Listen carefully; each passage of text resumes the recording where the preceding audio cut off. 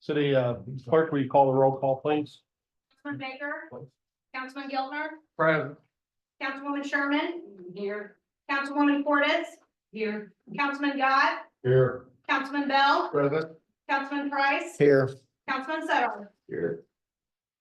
Okay, I'll call this meeting to order. There is a quorum present. Everyone please stand for the pledge of allegiance. Councilman Bell, would you lead us? Yes. I pledge allegiance to the flag of the United States of America and to the republic for which it stands, one nation, under God, indivisible, with liberty and justice for all.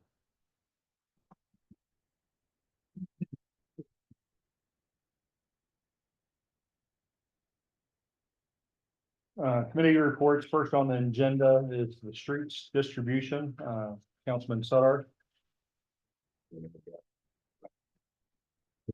Tennessee shoulder, it's been marked off, roped off, and located and done all to do a little work on it. So right now, that's all it is. All righty. Anyone else for streets distribution? And if not, moving on to infrastructure, ground, streets and sidewalk, Councilman Bell. On the Wallace Park parking bumpers, the committee is going to discuss that in the next several days. And the cell tower management, can you give me an update on that, Brian? Sure. Currently, we have the cell tower on top of Star Hill. There is the mayor asked me to look into it. I've been pulling contracts right now. We have a 911 contract, which is good for 99 years, which I think we have 80 some left of that. We have AT&T contract with that, which we get money from that. And then there used to be a Sprint contract, and I don't think we have that anymore. In your packet, you should have a list of a company, an email from a company that is expressed interest. One of the issues we have with the cell tower is it needs an inspection. I don't know who changed the light bulb on the top, but FAA requires that light bulb to be changed. And they have a painting requirement for that. So that is stuff that we are looking into, that I will have you more information, but we put it on the agenda so you all can start thinking about it. The company that is looking to that I provided for you is looking for recruitment of usage. So the more people that use that tower, the more money that comes in for the city. We do have the cost of the inspection, the lights, the painting of it. And if you would like to have a presentation from this company, I will set that up for the next work session. If not, then I will move on. And what they're doing is they're going to be recruiting people to use our cell tower at a percentage, and I believe the percentage is 50-50.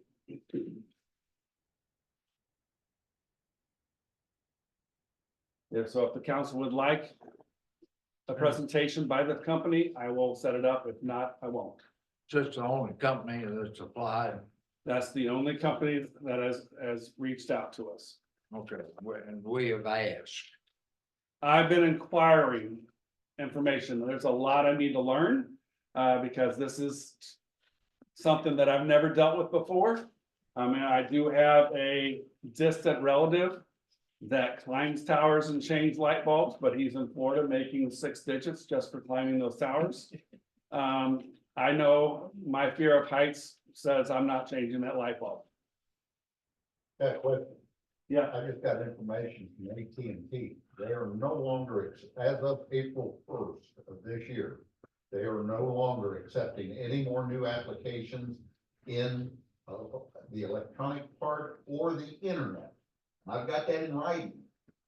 They're keeping only the people that have this right now. And the ones that do want to keep it are going to be on a monthly. And they will change, they've already changed my rates. I don't know if anybody else has heard this, but as of April 1st, this is what's gonna happen. AT&T is strictly, you can't get into them. What you have is what you have, and they create their own account now, and it's monthly. You know that? Yeah, I got it in writing. So what I'm looking at is the actual tower. I can't determine who's the actual owner. Everything indicates that the city's the actual owner of that tower. Well, you said AT&T was part of it. They have a lease with us. Okay, that's what I wanna find out, because as of April first, they say they're not doing internet or phones. That's what I'm trying for renewal. Now, I've got that in writing. So I'm just wondering if anybody else has got this. I don't have it. Okay. If you want to provide me a copy, I'll reach out. Yeah. I'll get a copy of it. I've got it at the shop. Wait, I'm pretty sure we own the tower. Yes, Yes, I'm pretty sure we do. every indication, We used to have 4 or 5 users on that tower, and then, of course, that brought us in good income. so the company that I gave you information on, they want to come to you and give a presentation on recruiting people to use your tower. But in order to do that, they want a percentage, and I don't know the exact percentage, but I think it's 50-50. It may be something that the council can entertain the presentation and ask if they had a sample contract of what they typically use, but there's no commitment by listening to a presentation. What it does, it saves us the legwork of finding tenants for the tower. And then they maintain the contracts for us and maintain the maintenance of the tower for us based off of the contract itself. That's what I anticipate, but I want to find that out from their presentation. And I'm not sure if there's other parties, if we do entertain that notion of doing that, it might be a situation where we have to reach out and ask for bids and ask for other similar vendors to provide quotes for service. So I'm getting that next work session, set up that meeting, correct? Set up that presentation. Okay, I will get that done. And can you give us a finish date on the Lower River Wall project? So I'm a little concerned about snow melt up north.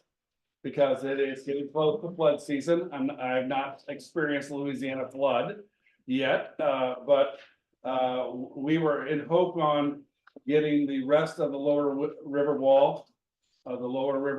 Power washed. I know that the fire department has gotten half of it done, and they're working on finding a schedule to get the other half power washed. And then the mayor is working on getting some of the flat work done.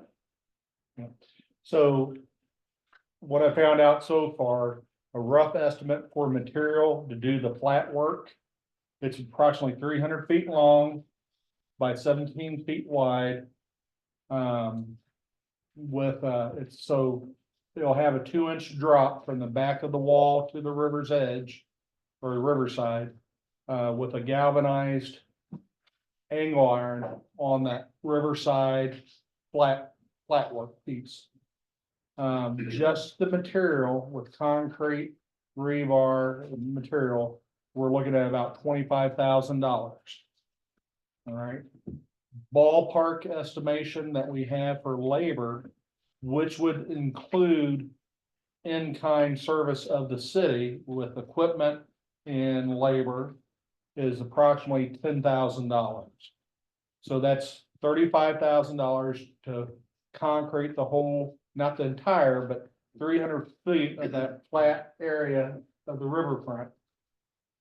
Now, what's not included in that is the design and cost to build ADA access from the boat ramp side.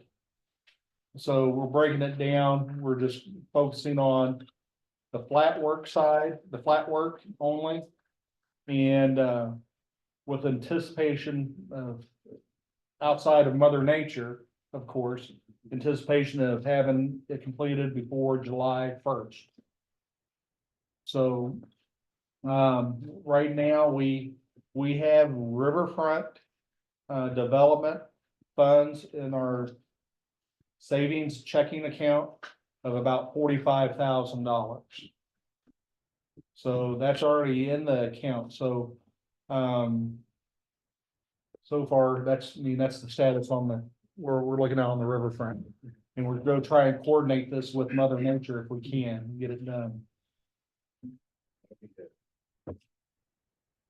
And that would be a 5.5 inch or 6 inch, slab. That would go from the boat ramp, basically, 300 feet north. Okay, the next thing is the city property maintenance update. So I just seen it from afar, but at the cemetery property, the metal shed portion has been taken down.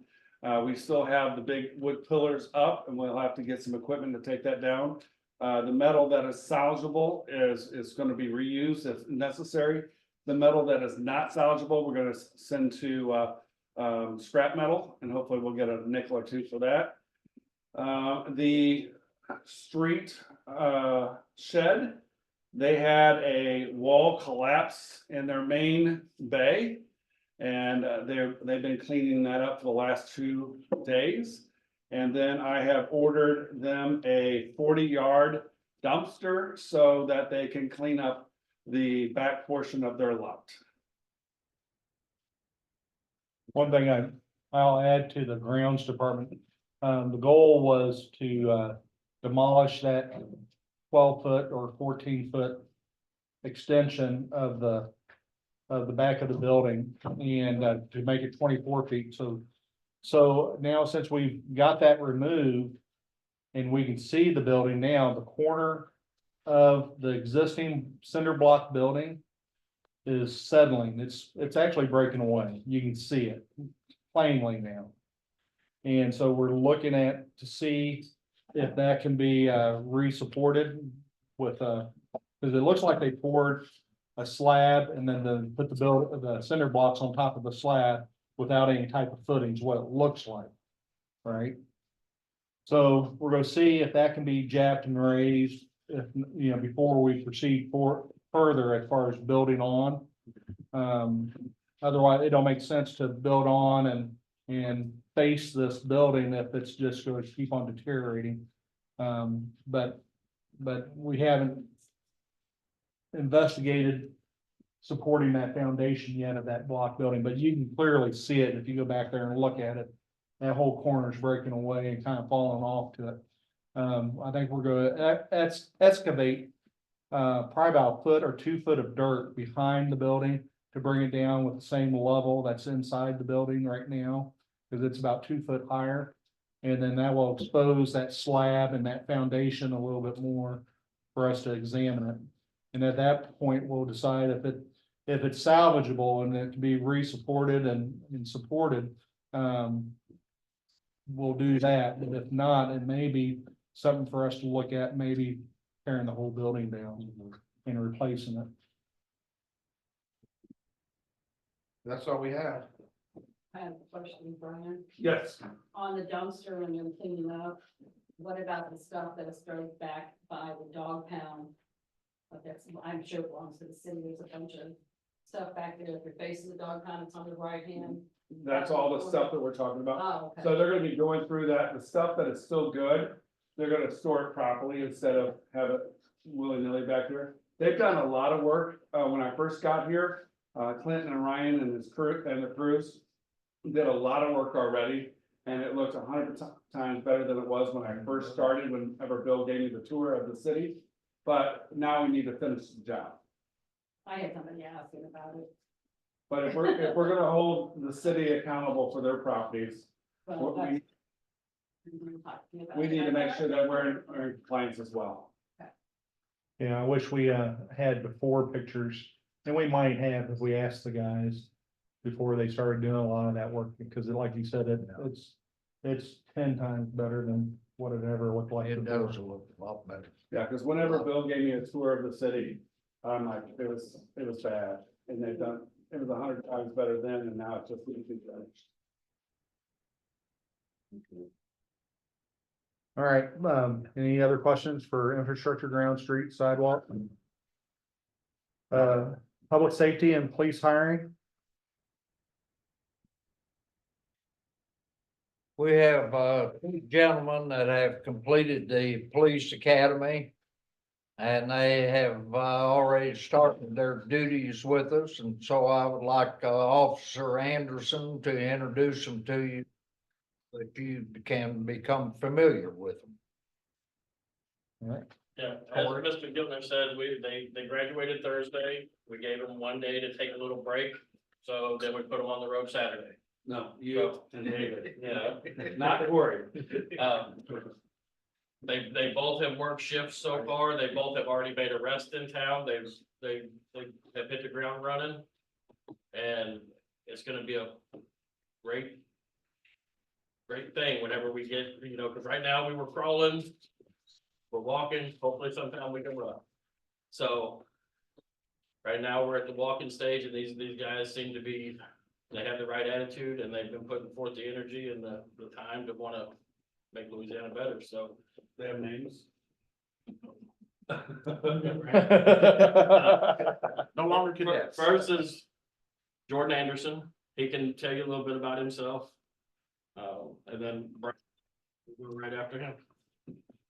So I'm Jordan Anderson, 33 years old, been here, lived here for, since I was about 11 or 12. Have kids. Excited to help try to clean the streets up a little bit and have a long standing career here. I'm Officer David Whitehead. I've lived here for a long time myself. I'm 22 years old. I've moved away and came back many of times. I've walked to school and I've seen the darkness of Louisiana, and I want to better that. I want to better the community. I want to better just the streets itself, and I want to better the city of Louisiana. Well, welcome. Very good, welcome. Thank you, sir. Thank you again. Well, The other half. Sorry, missed your graduation. Oh, it's okay. I was preoccupied. yeah, he's over eating oranges. Yeah. All right. You like what? Hey, Brian, you made me call him Brian because. All right, George. Make us proud. They can go back and work. We had, gentlemen, we're really happy to have you with us and congratulations, and, we're proud that we're building our police department up. This makes, 5 police personnel that we have right now, and we're, working on, number 6. So we'll be back with you, later on. And I thank you very much. Thank you for your work. We had a meeting, about a week and a half ago, the police committee did. We were to interview another candidate, but the candidate didn't show up, didn't even bother to call. And so, needless to say, he will never be considered to be on to be a policeman or anything in the city. Shouldn't be. Mr. Mayor, that's all the police have. Yep. Actually. So then we also had something for fire inspection and flood permitting. So with the fire inspections, periodically the fire department is asked and requested to have fire inspections on the behalf of industry, particularly the hospital and some of the larger industry and insurance companies for some of the businesses in town that may require it, conduct inspections for them. And currently, there is no set fee for a fire inspection. And one of the things that we needing to do is, if we want to set a fee for fire inspections and set a fee for flood permitting, which is required by ordinances now, but there's no fee associated with that. We need a draft ordinance to address the cost of conducting a fire inspection and to address the cost of conducting a flood permit. How much? So for the fire inspection, we're looking at $45. Is that right, Brian? Just to keep consistent with all the other Inspections, 45. inspection, And then- 45. However, the fire chief suggested higher. And then the flood permitting fee. Now, one of the things that's coming out in the next few months is the new flood maps for Louisiana. And a lot of our surrounding communities, their maps are getting smaller, but our maps are getting bigger with flood areas.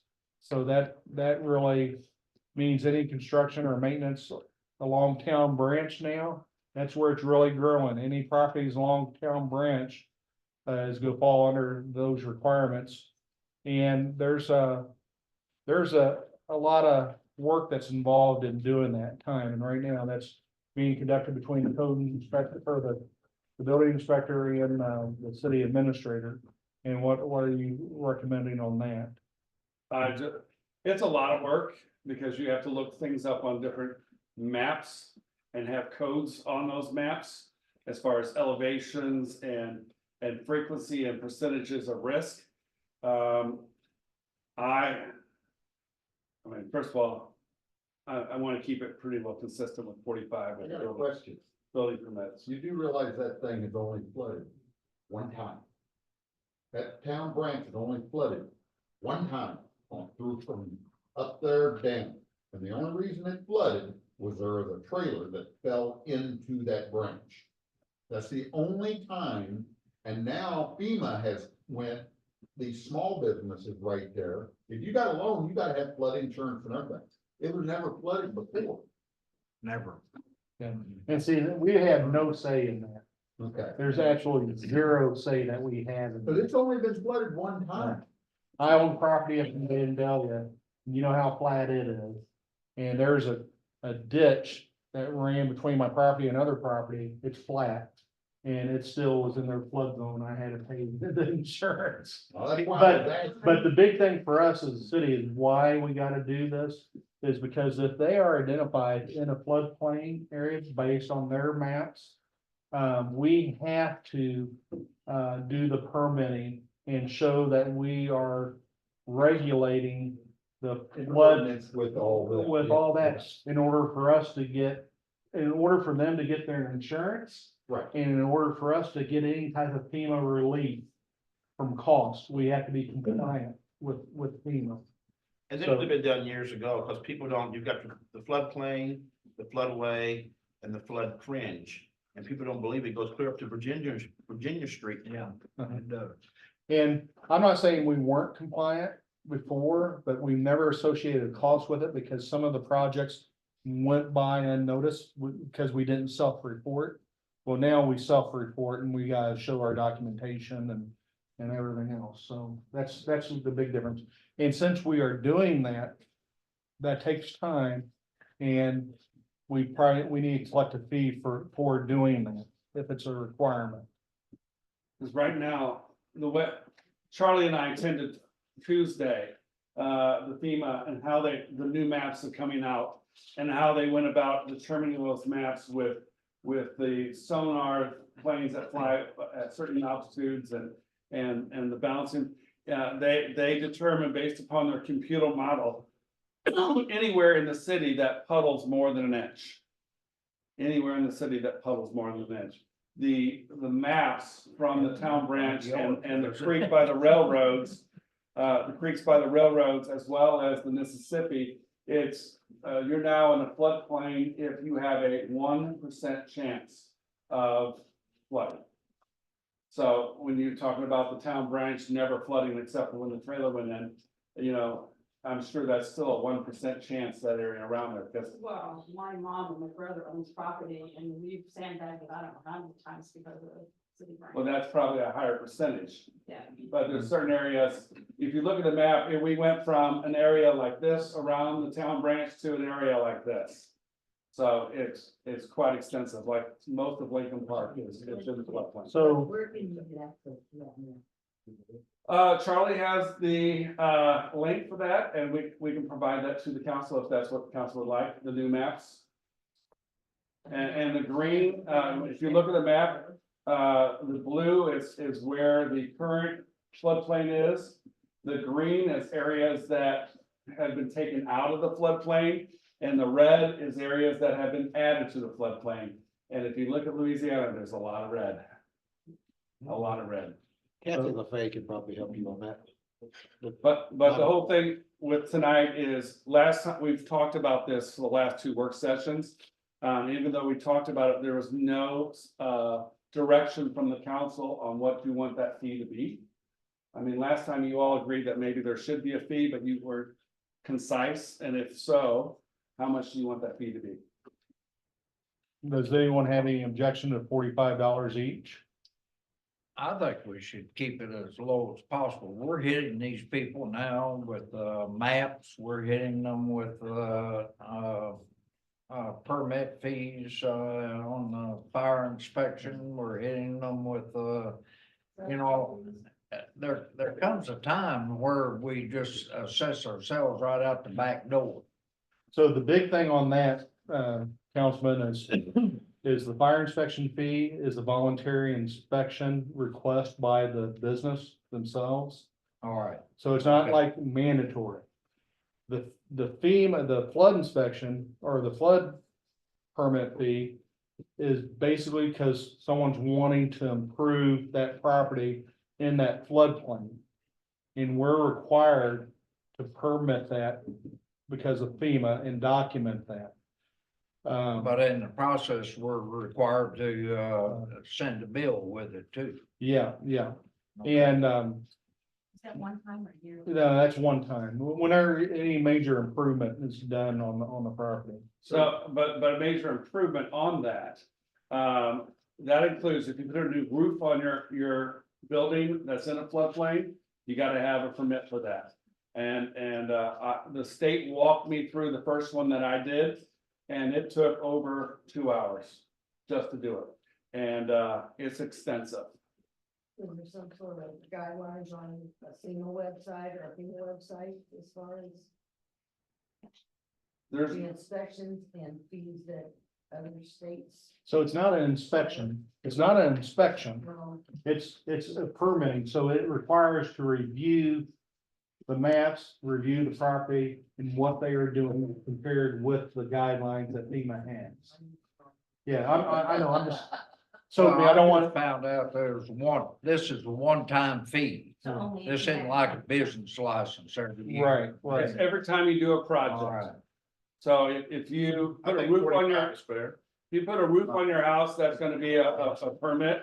If you, in a couple weeks, you decide that I'm gonna do something else to my house, then that's another permit. I mean, So- but whatever they put on that permit needs to be. Just to to- an extent. Just to clarify what you said, because I know people are listening to, every time you put a roof on your house in a floodplain. Correct. That's- Yes, thank you. Yeah. In a floodplain, Right, yes. right. Any type of modification, a deck, siding, I mean, anything, because my mouth was dropped because I thought a lot of it was unreasonable, but Right, They- is it He had a because they don't question, just make it Brian. complaints Beyond what it would be worth if it were to flood? correct. It's all based on cost analysis. So you're saying Insurance, don't improve Insurance. nothing? insurance Yeah. is the You have a cost. question? So that would be in addition to the regular building permit? So a building permit, it really depends, I guess. If you're in a floodplain, yes. A building permit doesn't take any time at all to fill out.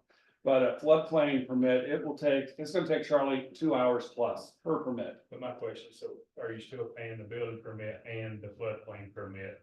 So you're paying for the same permit twice? Nope, No. nope, two different things. So the building permit is for the cost of materials that you're doing. It's based off of that percentages of what, of the improvements you're doing. The permit for the FEMA or the floodplain inspection is basically doing the paperwork and filing with FEMA and everything else to be compliant. So when you do those permits, so if you got a house there, you're gonna do a new roof, you're gonna do a new side, going for a new sidewalk.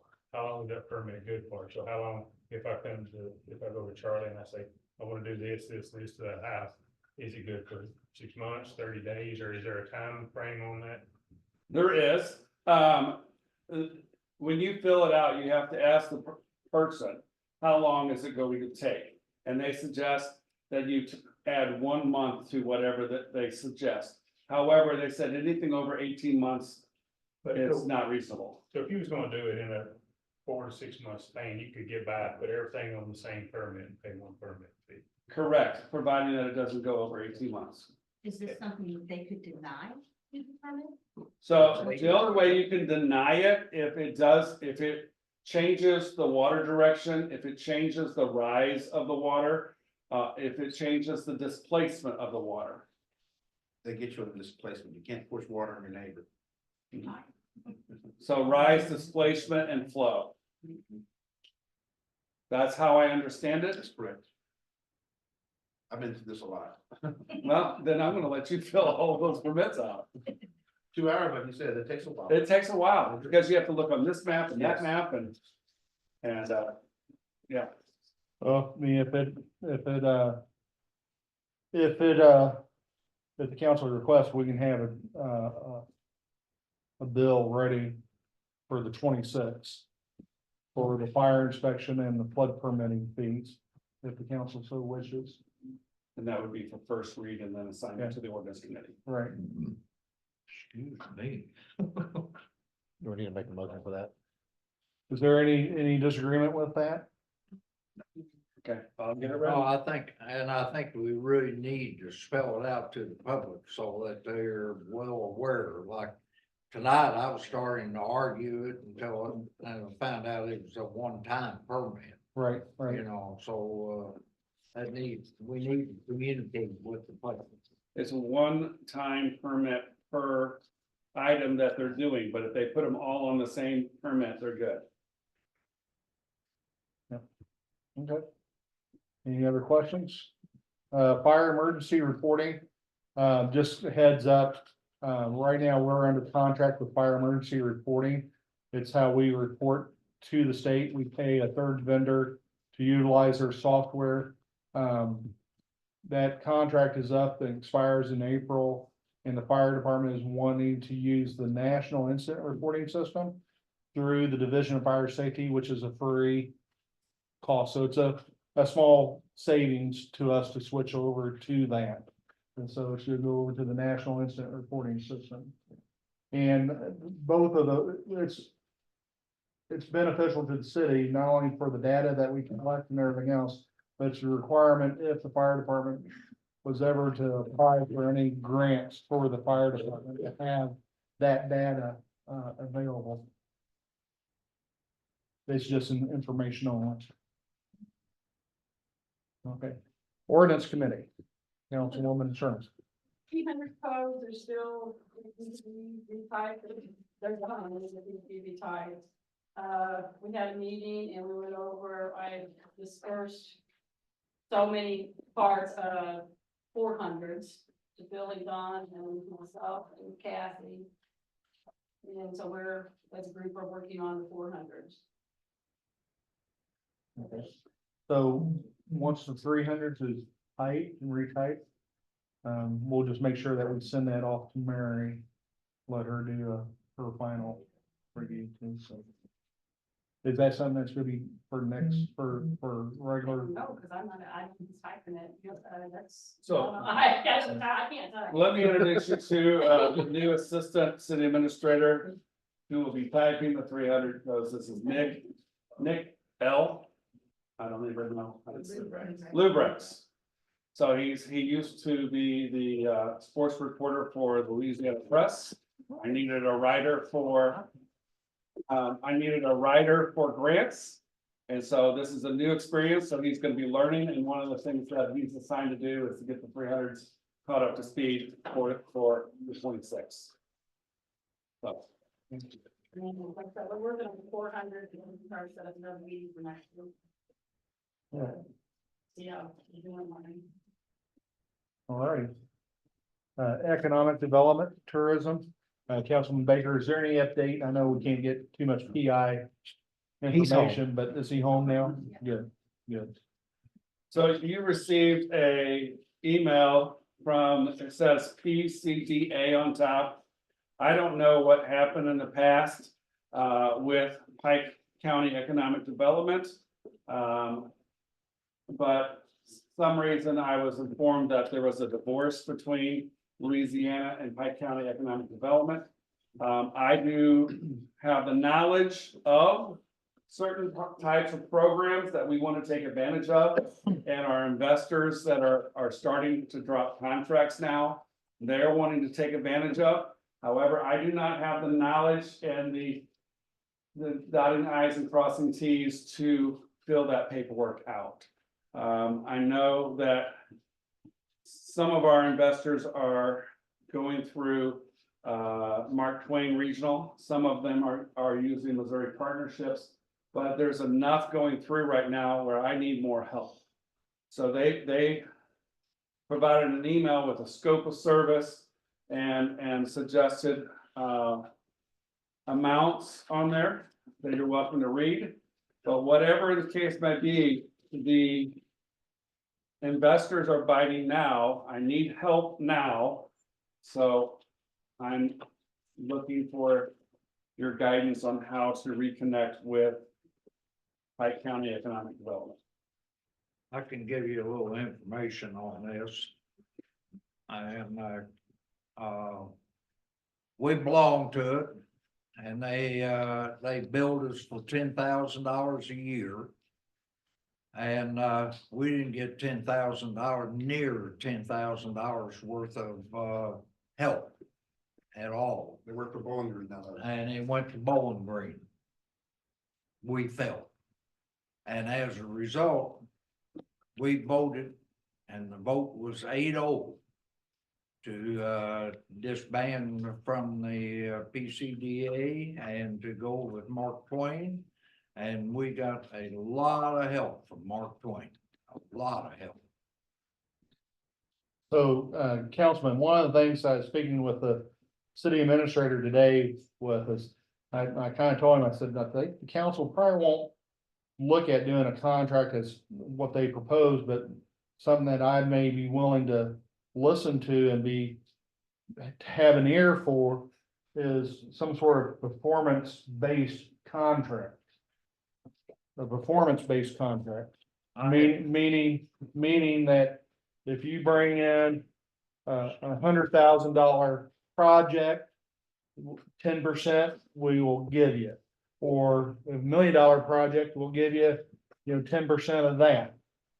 Or on the short term, we can probably set up something on a quarterly basis, but it's gotta be performance based. Whereas, we'll give you $1,500, $2,000 a quarter, but if we don't see progress or anything, we'll cut that off. I'm just saying I would entertain something performance based. Well, it's my understanding that the coordinator of the PCDA, one in charge of it, is retired.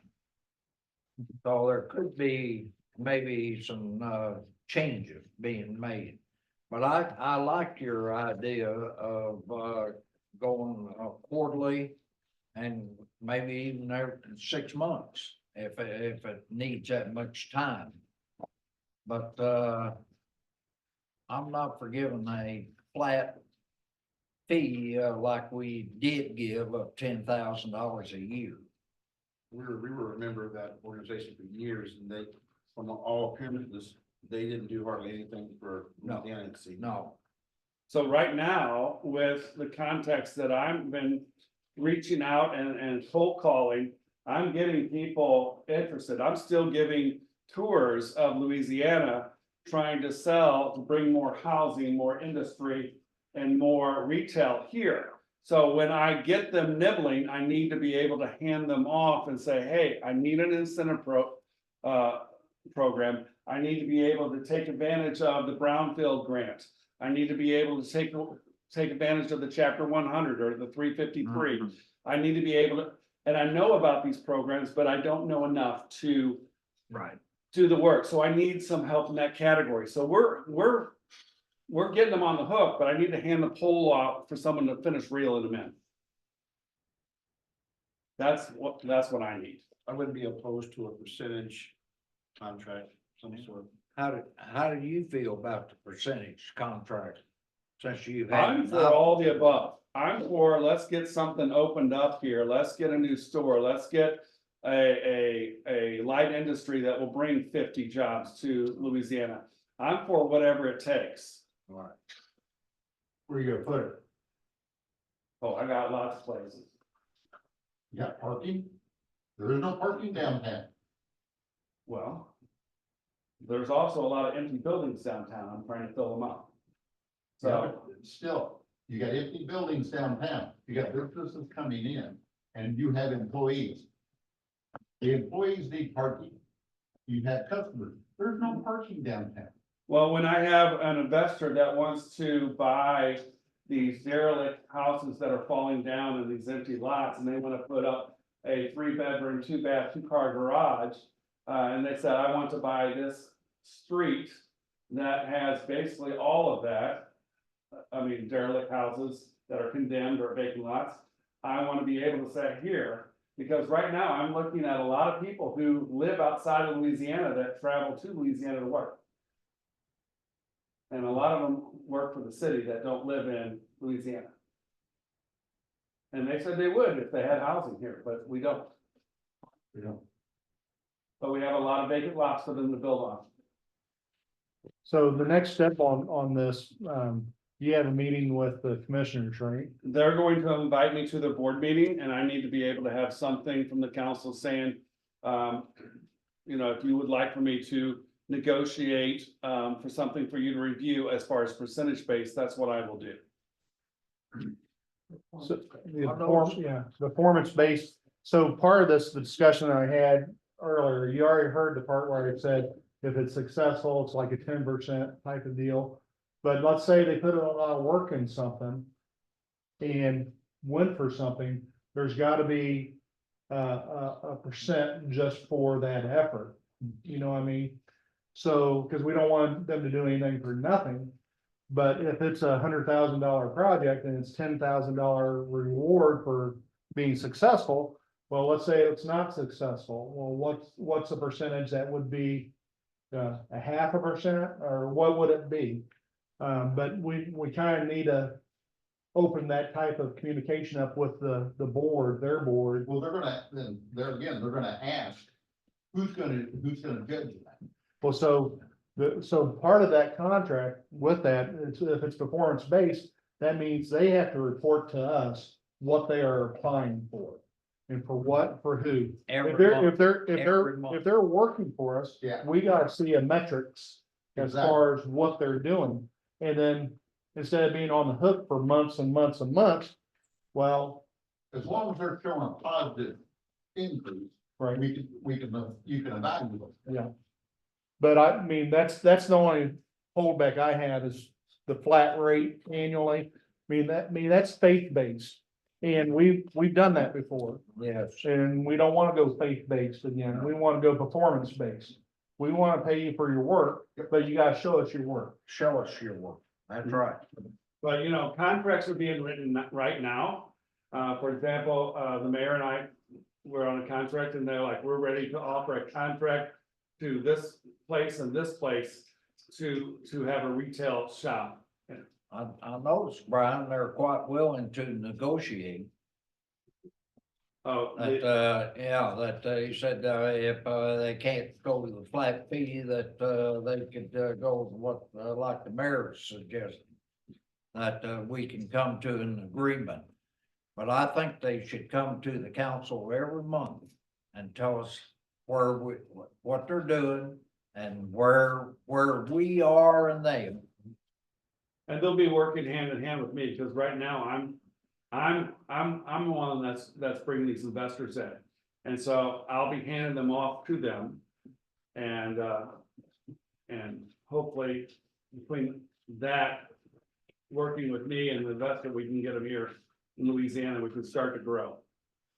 Tim, on what you were suggesting, could there be like something put a cap on the percentage that they would get? Yeah. And you could make somewhere, depending on the project, then you could have it all wrote down on what percentage, if you only get half of it done, and you're down to the bottom, that 0% to 10%. But kind of like a sliding scale type thing. So like one GSI from an investor that's looking at the hospital, it's a $6.9 million project. And I'm tired of looking at that vacant building. And part of that, a lot of the grant fundings that is associated with a lot of this economic development, it's allowed for the grant writers to submit their costs for writing the grant. So it's not like it's all just coming out of the city of Louisiana's budget to pay this off, but it's also in conjunction with whatever grant funding they receive. So there's a lot of ins and outs to it, but I think there should be common ground that no one loses. I mean, I don't think any of us mind paying for work that's being done, whether it's successful or not, but show us that you're actually working and trying to get it done. Yeah. Is a big thing. Something I agree with, very good. Do I have permission to go forward with performance-based discussion? Yes. Any other discussion or opposition to that? And I say, yeah, just. The next item is a billboard proposal. Councilwoman Sherman, you wanna, I provided you guys with the tourism meeting minutes, because it tells a lot about what we had talked about. And a lot of what we talked about was getting another billboard, keeping the ones they have on 54, and getting one they was looking at 2 places. One was between Troy and Wentzville, like a little bit closer to Wentzville, and it would be for anybody heading north would be able to read it. The other one was by 70, off of 70, around the 79 exit off of 70. And the one there was going to be like $15,000 versus the one on 61, which is right at $5,000. And so they voted on seeing if they could get it approved to get that billboard there. And with it and the skin that would go on it comes to, you had the thing, it's $5,000. $5,580. And then this other contract they gave you is to get the one on 54 renewed. And then the lower one is $710 for the skin for the one on 54. The ideal for the one on 61 is to make it for the festivals and the carnivals and whatever we have. It's gonna be a skin they can pull off. Like first thing would be bluegrass would be up there because it's the first thing that's happening in town. And then the Color Fest, they would have a skin made up for the Color Fest. And it would be put on that board. And then they would have one just to stay there for the winter, or they could switch it out if something else comes up in Louisiana. The skins run around $700 to $800, depending on what all is on them. So that was that, and they were asking permission to get these contracts, okay, so we can get on it. Because, we have the Blues Festival coming up. And the one is due by, I think, in May. What board they have now is due in May. So with the tourism, the one that's on northbound by Troy on Highway 61, that billboard is owned by Manny Messia, who is a friend of mine. He charges $7,500. He's given it to the tourism board for $5,500.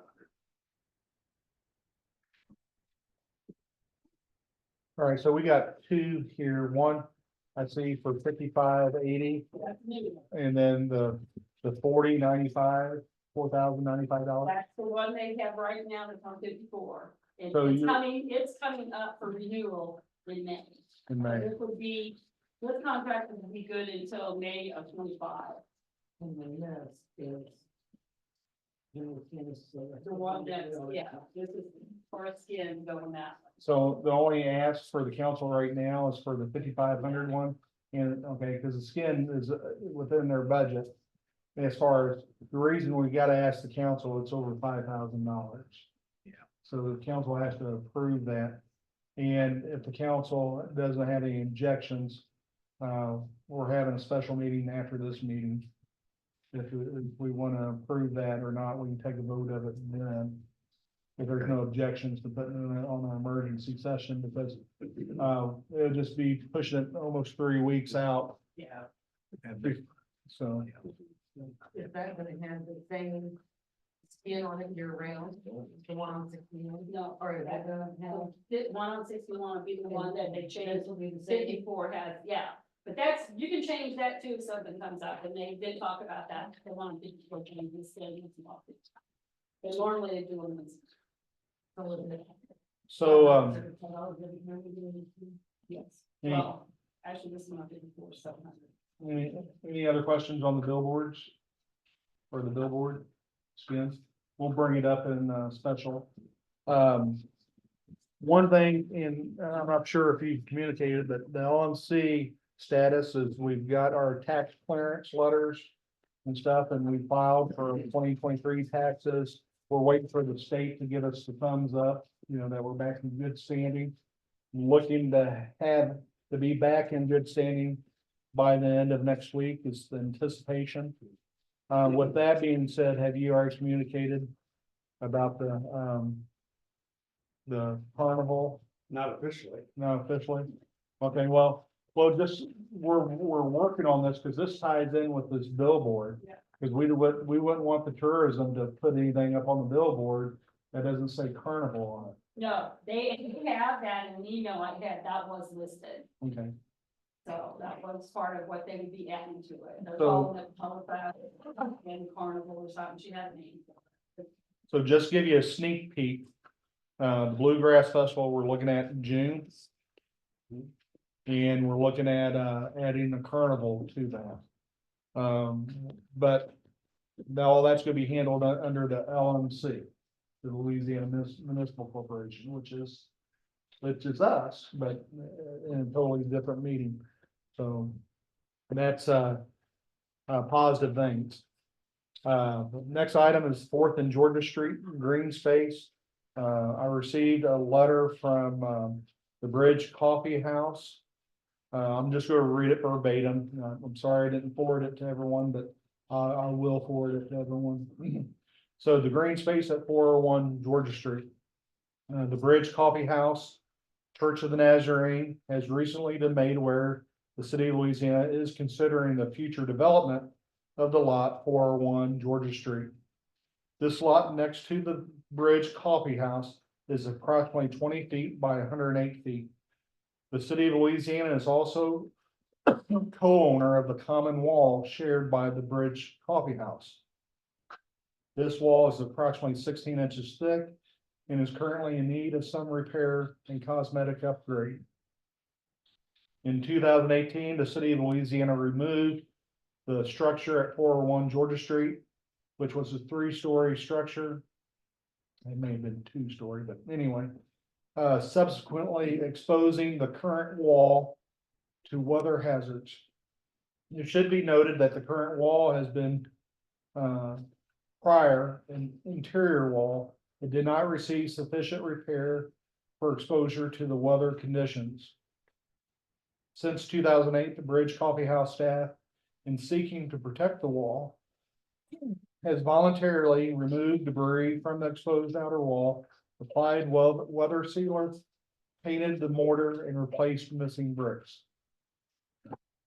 The proposal of the Bridge Coffee Cafe, owned by the Church of the Nazarene, to the city of Louisiana is as follows. assist in the repair of the outer wall up to a maximum of $8,000 specifically for the materials. The Bridge Coffee will provide the labor and scaffolding or lift for the repairs of the wall.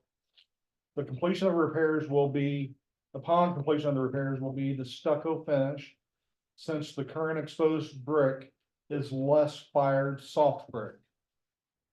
In completion of the wall, the city of Louisiana will deed ownership of the 401 Georgia Street property to the Church of the Nazarene for $1. The transaction would mean upkeep of the completed wall and the lot by the Bridge Coffee House. Our responsibility would mean the upgrade of the landscape, mowing of the lawn, snow removal, and providing a healthy green space for the community. It should be noted in the past 5 years, when the lawn was not mowed by the city of Louisiana, the bridge staff stepped up to do this along with weekly cleaning of the lot and garbage removal. This proposal would be pending in relation to the approval of the District Advisory Board of the Church of the Nazarene. The lot at 401 Georgia Street being free from all liens and encumbrances, and approval of the City Council of the City of Louisiana. So, as in the past, whenever we've done transactions like this, if we entertain this transaction, the city has always went out for bid for the property, listing the condition of the sale of the property. So if the council wants to, we can advertise for public advertisement. Anyone willing and interested in buying the lot with the conditions of repairing that wall and completing that repair into a stucco finish and so forth. And advertise it for 2 weeks. And then upon that, we come to the council with any bids. And if no bids are received, which we already got this proposal from the Bridge Coffee House, then I think we would meet all obligations to public transparency to sell that lot if the council so desires. But that lot would be good for a lot of different things at the city cafe, especially since we're growing in our festivals.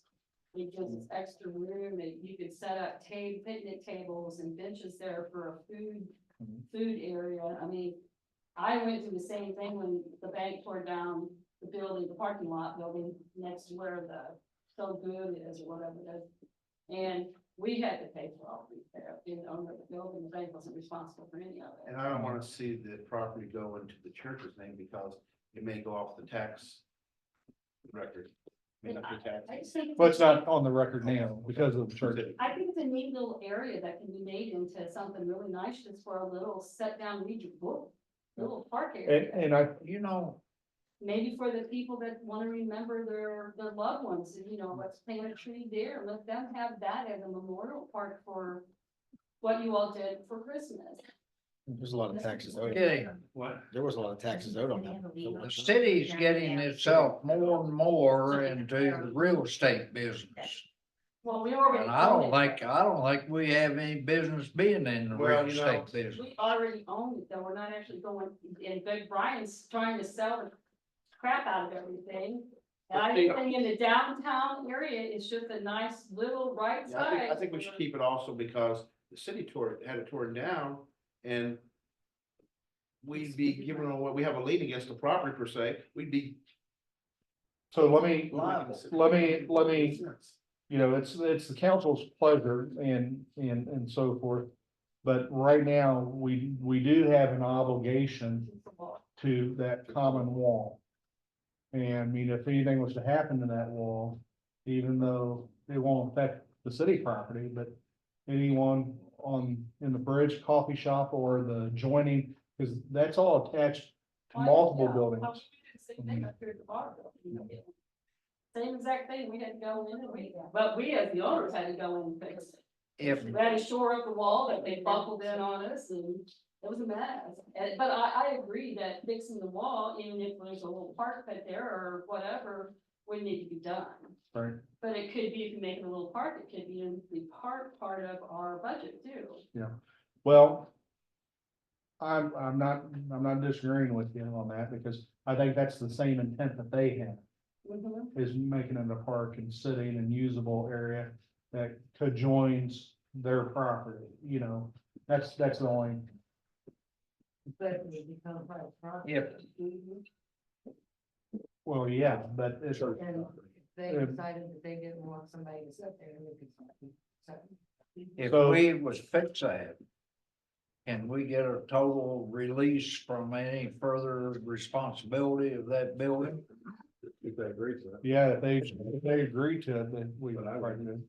Any idea how much? Because if not, we're gonna be paying out on buildings all over town for it, so. How do we know that that's not the total? Well, I mean, that's their cost. That's their cost, that's their estimates and their labor. Their labor is free and stuff. If we do the work and we sign off on the work as being co-owners of that building, we have to meet some sort of standard. You know, I mean, it'd have to be done a certain way. But even once the work's done, they may not sign off taking full responsibility of that building. They- We're gonna have a liability here on that. Right, so. I mean, personally, I'm not, I'm not objectionable to doing this. Mainly because of the organization and the coffee shop, and their whole goal is to kind of bring the community together anyway. So I can't see them putting up a fence and say, stay off. We could probably approach them about that the space can be utilized, publicly. Might go along with that, and also, if this property is ever sold, the city would have first rights to buy it, First right of refusal. yes. Yeah. In the future. Maybe. So, okay, well, I'll take that back to them. And have them try to work that out. So first right of refusal, look at the different options. We'll look at all the options with it. Because biggest thing is we don't want to lose the space for public use. Right. Yeah. So we'll talk to them about that. Okay.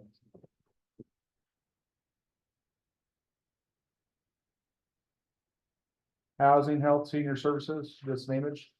I've either got one of the cuts done over here. By the Trumbull House. and There's only gonna be one, There's only gonna be one. because the second place that they needed the cuts, or one of the cuts. We would have, the drop would require us to put a ramp in, and that ramp would also serve as a barrier for water to drain. So they decided that one cut was enough. So we were looking at doing the ADA bubble stuff to go on top of that, but it's not required. So they I are, was wondering if on the curves where they were cut, so, Mhm. can those be cut down or grind it down to? They kind of do like the rest of the curves do, where it's not a knee knocker or ankle buster or, Clinton said that they are still planning on doing, okay. they're still planning on rounding all those edges off. That's the only thing I see with it. And we kind of thought we had an odor when we were down at the gas at Pike Pioneer, so we did talk to Brian, and I talked to Clinton about that today, and we get somebody to go in with the gas sniffer and check on it and see. It's been there for, ever since we've been having meetings in there, it's nothing new that's been there, it just seems to have gotten really stronger. It could be sewer package. no, it's not, smell of gas. It's natural, I think it's natural gas. Something needs to be done, because I don't want to be on the news for an exploded building. Could be. Stoves they have in there. And that's all I have. Okay. Landlord meeting report.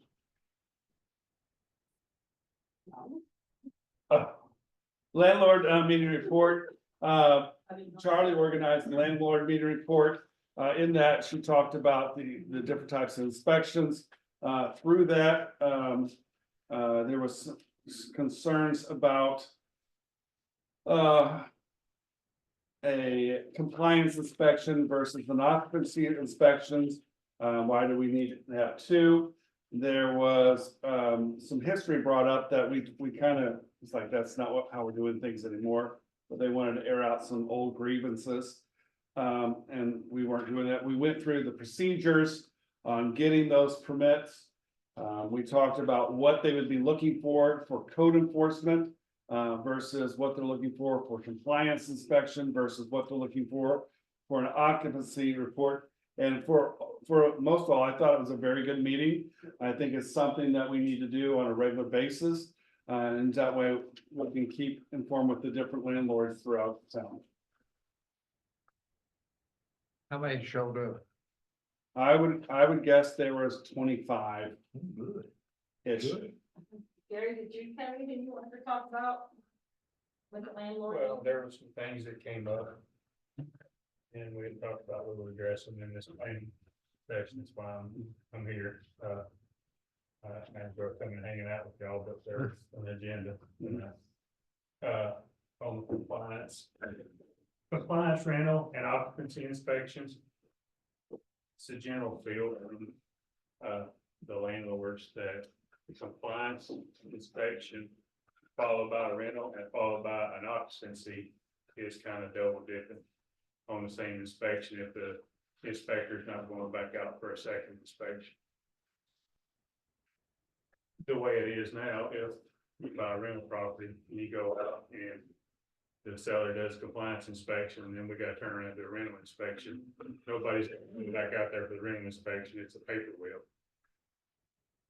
So really, if we're being honest about it, if a compliance,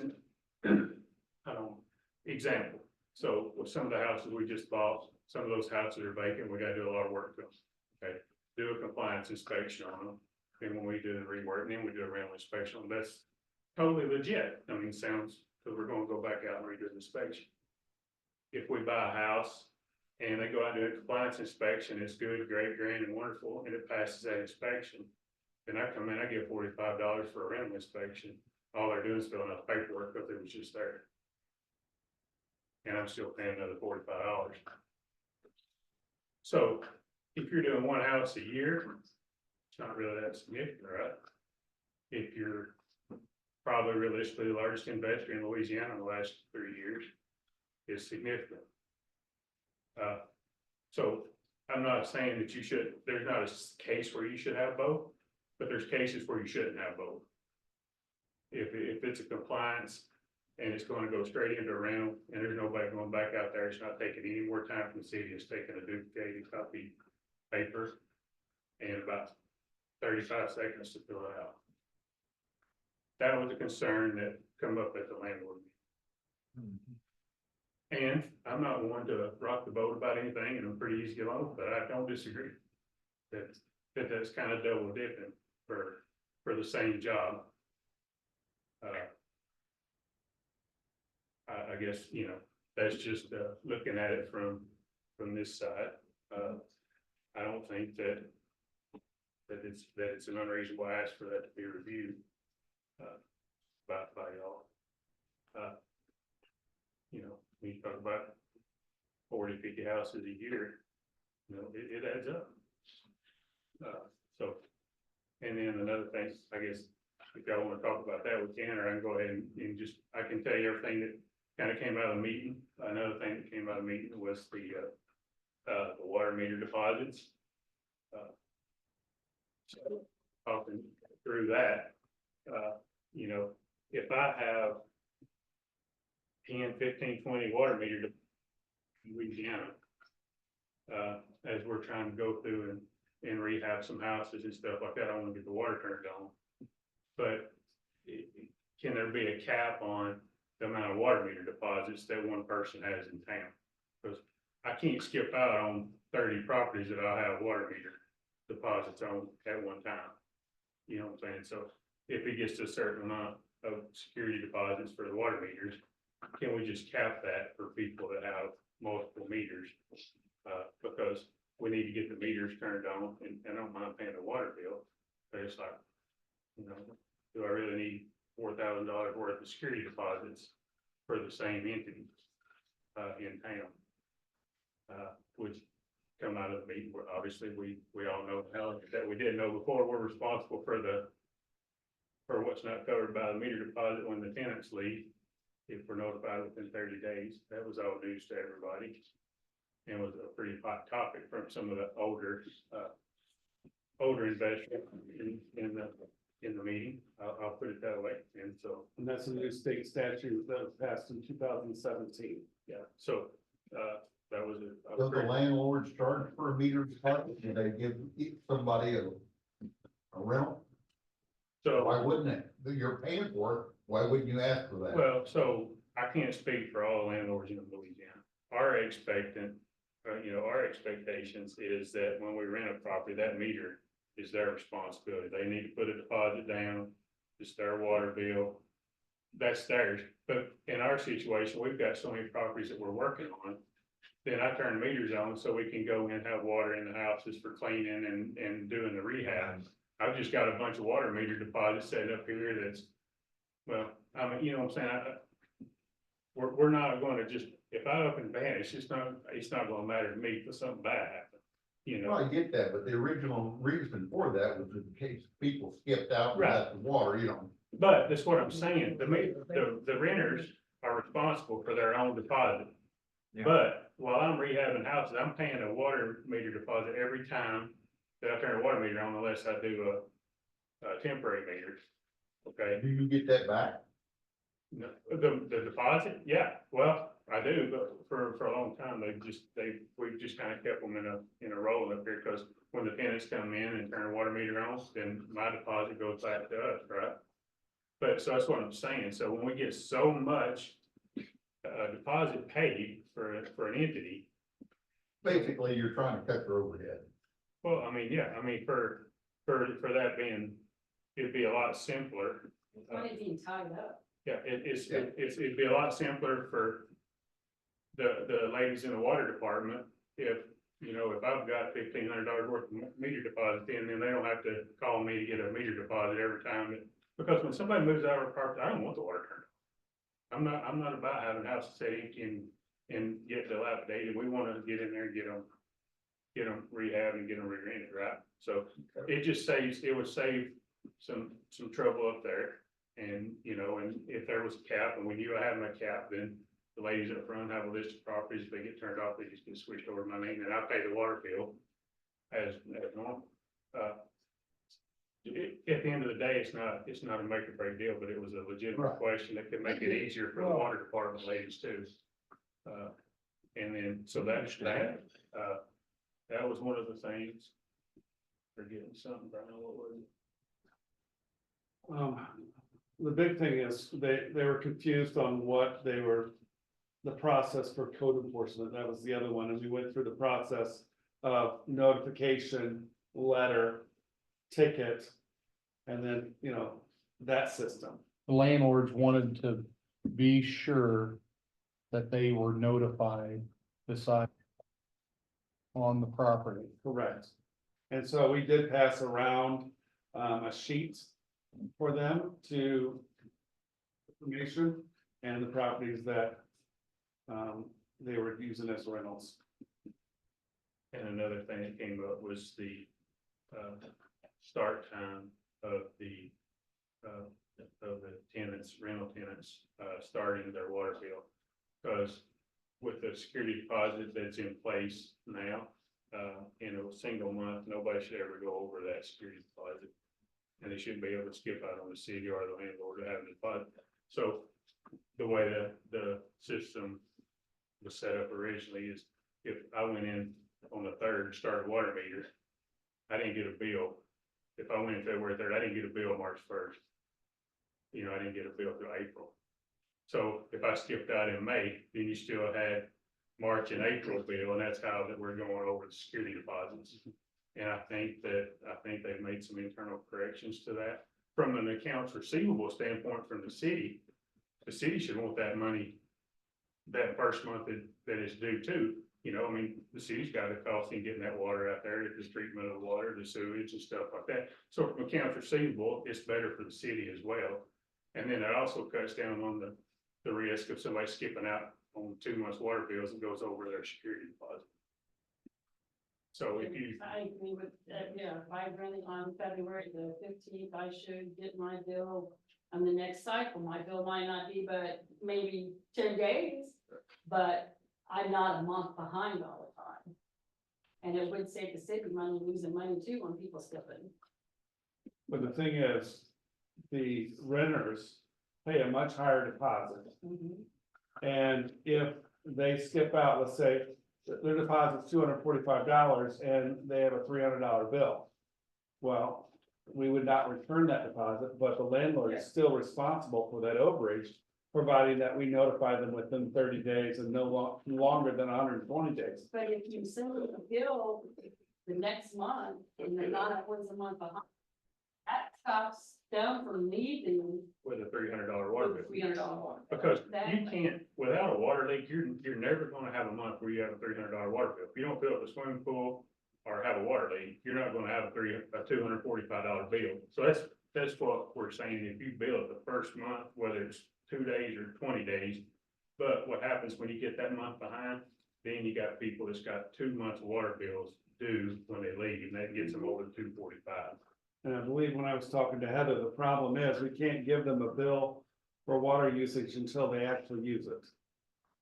So Well, that's, if I moved in someplace, if I was renting something from Gary and I moved in on the 15th, I want my water turned on the 15th. So the bills don't go out till when? Sometime very late in the month, and then you have to the 10th. So I'm gonna have water usage. It might not be as much as normal, but I'm gonna have some type. If I have water on for 1 day, I'm gonna have water usage no matter if it's even just flushing a stool.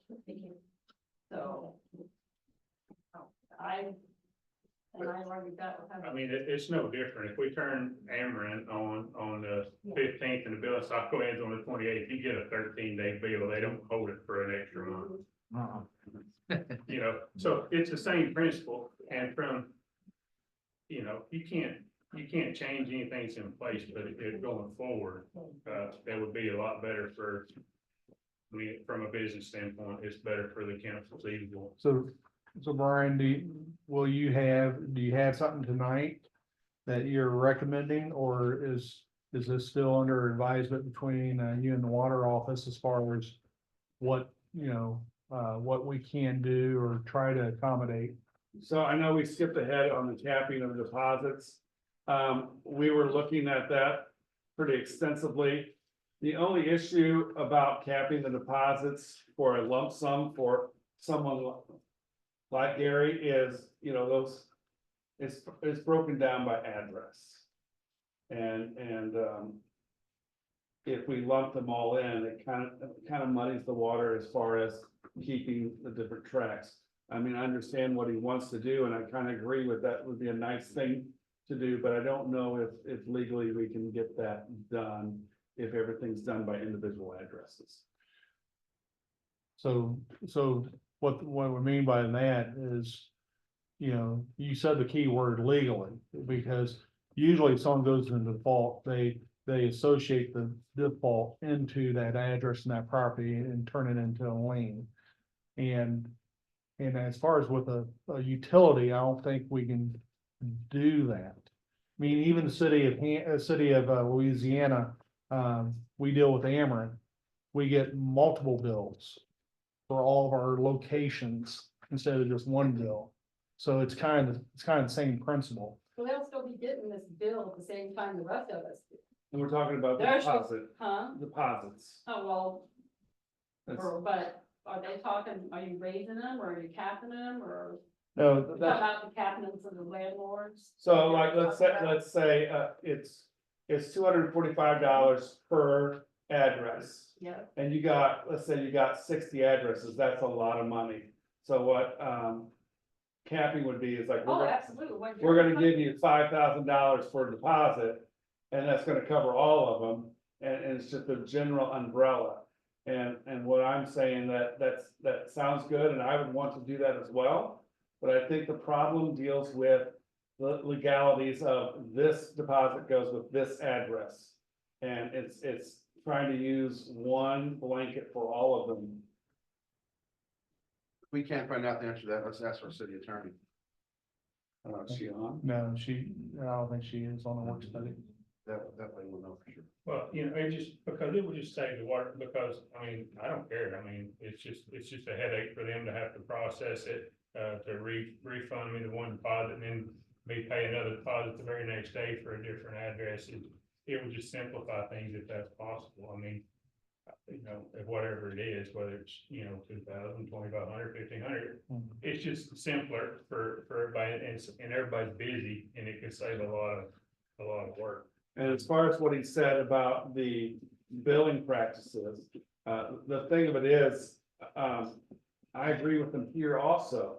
The problem is the logistics of how are we going to bring that up to what he would like to do, and I think it's probably a good thing that we do it, but that means everybody is going to get a double bill somewhere. They're gonna get 2 months We are bills. still going to get them, It's just but the new people will not. And if you're on one day, if you use no water, your bill's $55 because of the capital improvement and all the other things that have passed. Straight up. Oh, I see what you mean with that shit. So if you have your water for 2 days, the minimum bill that you're gonna get is $65, and like, I've only had it 2 days. So with all the capital improvements and stuff like that, it's been passed by the council and the public. That's also another issue.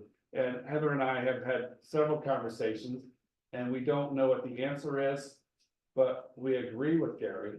We just don't know how to get to a solution that it would be seamless. So those items aren't programmable.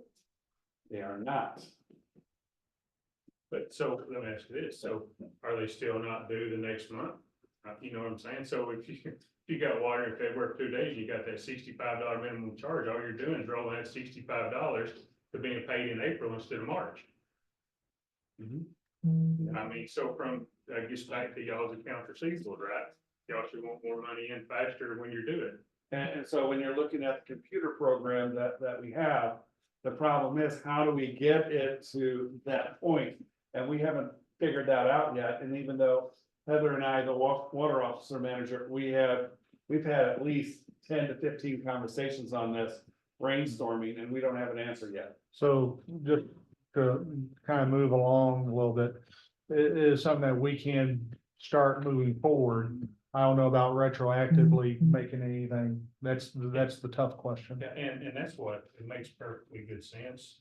If you initiate it going forward, eventually all the tenants would be on that program. And all the homeowners is on the same program until. And then when you get new owners in the house, then eventually, Everybody will be on.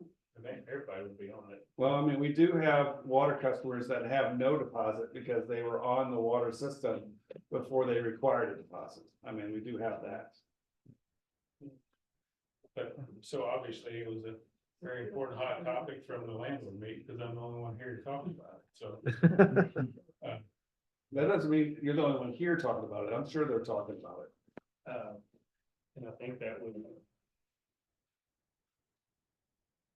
How does it work for the landlord after somebody moves out? Do we allow, them to ask the water to be turned on and they pay the water bill, the water that they use during the period of cleanup?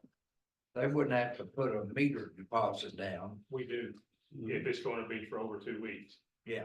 Oh, well, that's good. But- That's good. But that's what we're talking about. So with us, we want, if people move out, we want to go in and do the property. So I'm calling down here and getting Miss Heather to put a meter deposit on there. She's had to go through because I don't live in town. So she's having to process that over the phone. Then she's having to cut me a check in 3 weeks for it back. And then the next day she's having to take that same deposit back for another property. That's why we're asking about the capping, but yeah, so we can do it temporary for 2 Well, weeks. we started that in 2006. Yeah. And that works great if they don't leave it very bad. In 2 weeks, you can go in and get one fixed if it's okay. All right. Any other topic on the housing and stuff, landlord meeting or anything? I'm finished. All right, council, you've been made aware, seen copies of the notices for 125 South Main, 600 South Main, and 106 North Third. Are there any questions about that? Go start, the process of condemnation on those properties. Okay. Which ones were they? 125 South Main, 600 South Main, and 106 North Third. The old funeral home, 125 South Main is the cat house. Over here, Yeah, wherever it's at.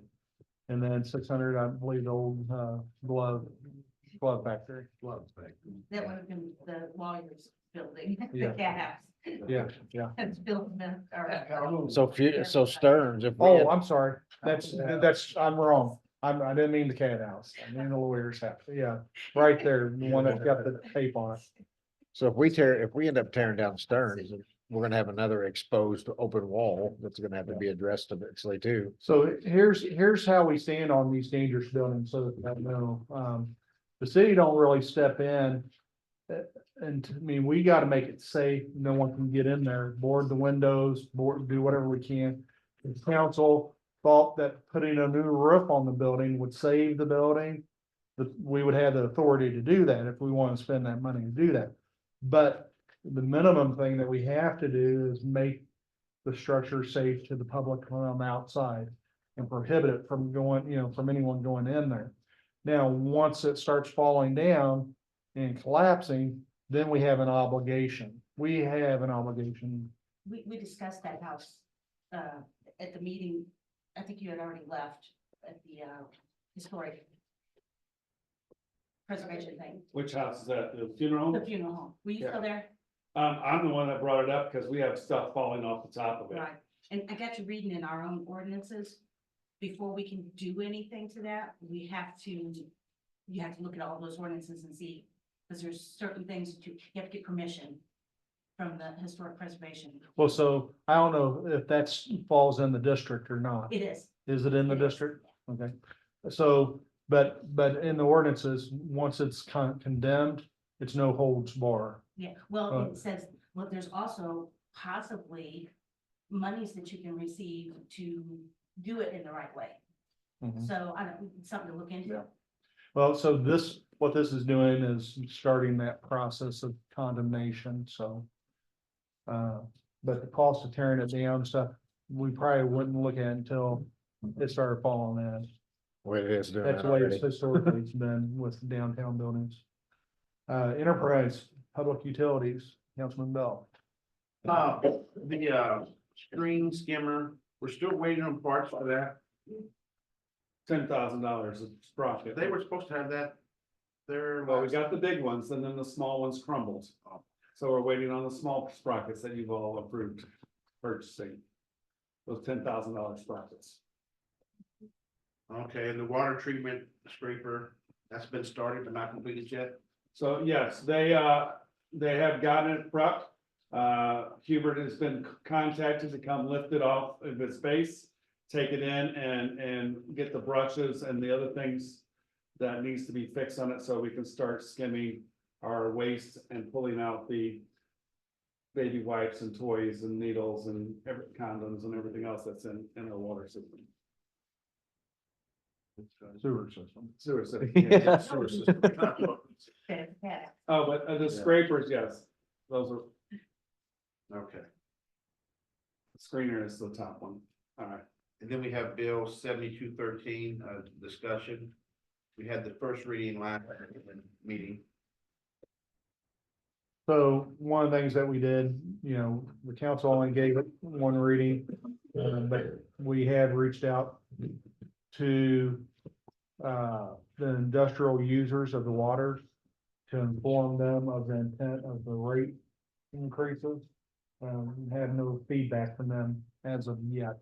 So by February 26th, we should be prepared for second reading.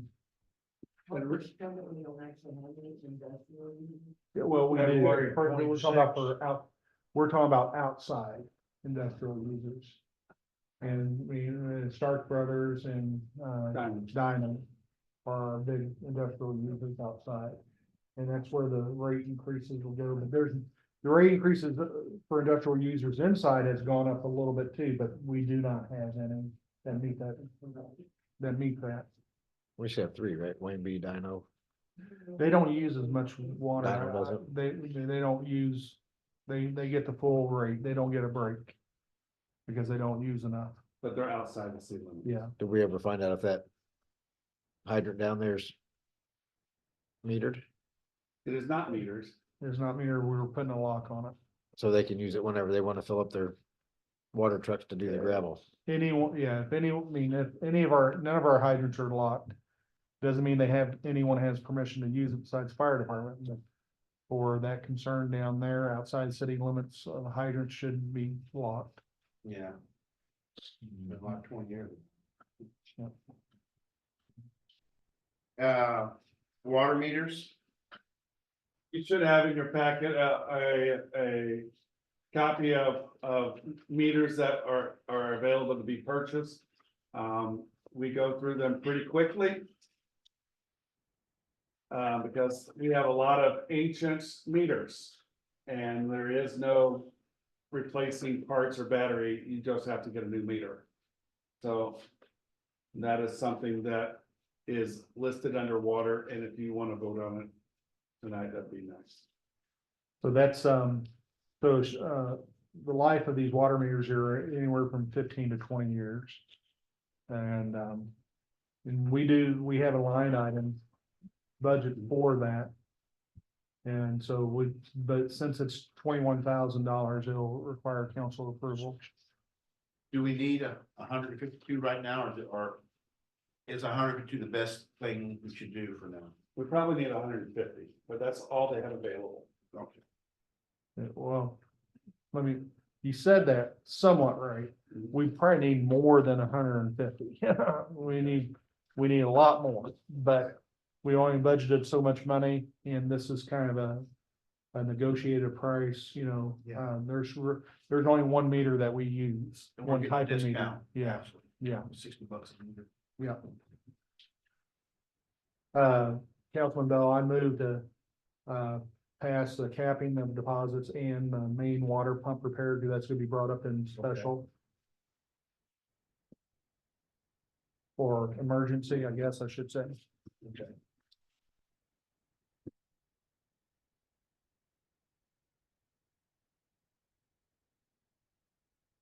Okay, the main water pump and repair. Yeah, So that's, that's part of it, yes. yeah. Okay, compliance of water and trash ordinance.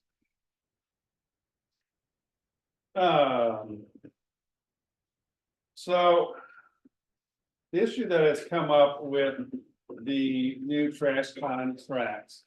Coming on is we have some people that live outside of the city limits. And that, it's like, well, do we have to be part of the combination of if you have water, you have to have trash? I looked in the ordinance and I found an inference to that they were using, because I was told by John in the water department when I first got here, if you get water, you have to get trash. It's a package deal. You have no way about it. But when looking at the codes, I could not find something super firm that actually says that, but there is an inference to that. It says water in the, Yeah, yeah. that's how I bring it up too. But, so now we have people on the outside of the city limits. That's like, well, you know, we live outside the city limits. We don't follow the ordinances, so we don't want to purchase the trash. And so the question is, are we going to use the city limit map? Or are we going to use the water distribution map when we're talking about trash and water? That's my I concern. mean, my opinion is that they are outside of the city limits and they pay a higher rate than those that pay inside the city limits, and I doubt if you got any that's outside the city limits that's on city sewer. So, I mean, just, Skyline and Grandview, is that what it's called? Skyline Drive. are they on city sewer? Clinton, are they on city sewer? He's got to unmute to talk. Can you hear me? Skyline and Graveyard, they are not on city sewer. So, I mean, really, I wouldn't think that we would require them to, I don't think we can require them to have trash service since they're outside city. Oh, yeah, because they live according, yeah, but this is for people who live inside the city limits. They're outside the city limits, so So they can just purchase water and not trash if they so desire. I think that's would make, that's, yeah. I think Can't you that- do that in city limits also? Cause do you know an ordinance that says you have to have trash? I found an ordinance, I did not bring it down with me. I couldn't find anything at all that said water. The only ones that can, all residentials, I'm not quoting anything here. Yeah. Um, I heard that. it is required. Commercial property, businesses, they have an option. They can contract Yes. whoever they want to. So, it's, Let's use Can you Lois read for that? example, she doesn't, that's a big raise for her, just because they go up her driveway. But her son's sitting out there on that farm that she had, and they can't take her trash and put it in their dumpster. She has to pay that a large amount to the city. See, that's what, the questions I've been getting is, well, if we have another means to put, where we can put our trash, do we have to pay this large sum? Cause all the people with the long driveways and stuff, they're, went up $20-some-odd. No, it No. doubled. It went up 30. Oh, yeah. Well, they it already went paid 19 $17, something. so Yeah. Yeah, they are me. $22. They are me. so the thing of it is, both of the contracts that we looked at, both Meridian and Danes, neither one of those companies want to do a T3 program. Yeah. So they're like, we don't want to do this service, but if you're going to require us to do this service, then those people are going to have to pay for it. Danes was high, Meridian was higher. That's what I'm asking though, and do they have to take that? If they're not able, but she's not able to pull a trash can down. A lot of those people aren't. I'm with you on that. So why can't you take it somewhere where you legally have the right to put your trash? So the ordinance says the city of Louisiana Enterprise shall be responsible for preparing service charge billing for the city and is hereby authorized to make and promulgate reasonable and necessary rules and regulations for the billing and collection of solid waste collection and or disposal charges as provided in this chapter. So this is the only inference that I can find that residents inside the city limits, because the city limits is what is binding by our ordinance, that they are required to have trash if you have water. But that doesn't say they're required to have trash, because they have already say you all have to pick it up. The city has to pick it up, but it doesn't really say they're required to have it. This is the only inference I can find. And the only one I could find said it's in, it's in the 700s. And it said nothing but about water and electric, that a residents had to have and acquire water and electric. Nothing about trash. Like in 715 something. Well, that's what's the code number on that? 235. 235. So I understand the cost increase and the concern. That's something that the council can look at doing, as far as solutions for picking up that trash for those in need. That's something that the city employee can do. But it's gotta be for a fee, maybe not as much as them, but I don't know how many we're talking about that has that type of service. I think, I thought they said they had 60 calls on that. So the T3, yeah. I have my trash picked up in the alley, as most of my neighborhood does. My trash bill went from $17 and something a month to $38, almost $39 a That's what month. we're talking about, is that raise. So So that was the I T3. went and got my tote and carried, and I push it out front now. And, I haven't gotten it picked up for the month, but we'll take care of that later. That increase from 17 something to almost $39 is too damn much. Yeah, it was $22, I think, and something increase plus the taxes. So the increase for T2 was only $2. And that is when you roll your tote to the paved street. And actually, I saving steps by rolling it out front, so it's not hurting me, but it is my other neighbors. Have, deep banks and can't get the coats down or up.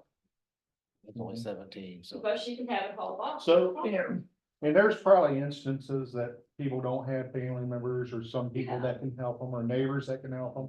I mean, that's the ideal thing, but if there's an instance that there's no one that can help them, there's probably something that we as a city can work out to offer that help. And maybe not cost them, you know, an extra $20 a month or whatever it is that they charge, Do something. so. But yeah, the T3 went up a great in both bids that we had for trash. But it more than double.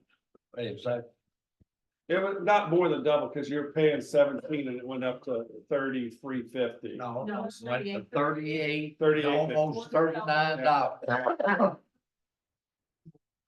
So, But the T2 is what they're trying to force everybody to, or the T1, which is 15 and 17. I mean, I'd ask to have a breakdown who's on the T3. How many residents are we talking about? I think when I talked to Heather, she didn't give me a firm number, but she said it was over 60. 60? And then out of that 60, if there's a way we can identify those 60, if there's any, assistance that's needed, there's gotta be a way that we can work out there have to be. to assist, that, to, look at that, and so. I have 3 neighbors that really can't afford it. They can't afford it. I have Bonnie, broken hip. She can't move her trash out of the thing. So if I understand the voice of the council is residents that live outside of the city limits are not required to have trash pickup. Is that correct? That would be correct. If you live inside, you are required to have trash pickup, because that's the inference that was made in that ordinance. And then you want a breakdown of the T3s, how many there are. But wouldn't we also need the names of them for we could identify what they're. So what I'm looking at is, I know there's local vendors that might be interested in assisting with trash removal for those 60. But see, the whole point of the whole program is the numbers. The reasons why our rates are the way they are is based on the usage, right? And so we want everyone to use it. But if we can accommodate and maybe utilize a local vendor to help Just with the 60. with the 60 or those, let's put it this way, out of the 60 with the T3. Because we don't want it, because we gotta be very specific, because I can call up and say, hey, I want you to come do mine too, for nothing. I want you to come do mine for nothing. You're doing it for them, there's gotta We be, need their names so you can identify what their need is. yeah. So we also need to look at our current contract with Days to make sure that, because right now they're kind of exclusive. Can't they just drop back down to a T2 and pay that trash and then whatever? Yeah, then whatever that price difference is, if we're talking about, what's the difference between T2 and T3? About half. Okay, so I know if it's half, let's call it $12-15, let's say $15. I mean, heck, you have someone, heck, I know a high school kid would like to do that monthly and make some money, for doing that, just moving the trash from the curb or from the house to the curb. Well, that's something we can look into. There's gotta be a solution to that. That can be consistent. But you gotta also keep, P2, P3 is a personal choice, Yeah, right? But everybody has that, to take the T2, not unless you're, unless you're disabled. If you're disabled some way, you have no choice. We do have a hardship clause in our ordinance.